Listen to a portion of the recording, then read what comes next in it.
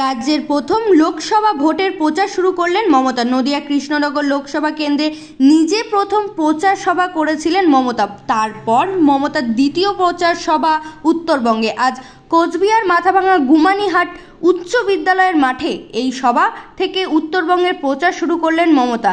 এই দিন একই দিনে জোড়া সভা করবেন উত্তরবঙ্গে। ওই সভা থেকে পুরো দমে উত্তরবঙ্গে ভোট প্রচার শুরু হলো মমতার। প্রথমে সভাটি কোচবিহার মাথাভাঙা গুমানীহাট উচ্চ বিদ্যালয়ের মাঠে তৃণমূল প্রার্থী জগদীশ বসুনিয়ার সমর্থনে সভা করবেন।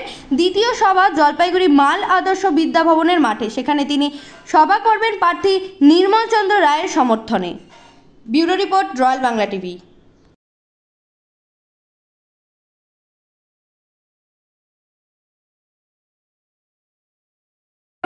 মাঠে মুখে হয়ে যান, যারা মাঠের বাইরে আছেন মাঠে চলে আসুন। মাননীয় মুখ্যমন্ত্রী আমাদের মধ্যে এসে উপস্থিত হয়েছেন। আমরা আর কিছু করে করতে আমাদের সভা শুরু করে দিচ্ছি।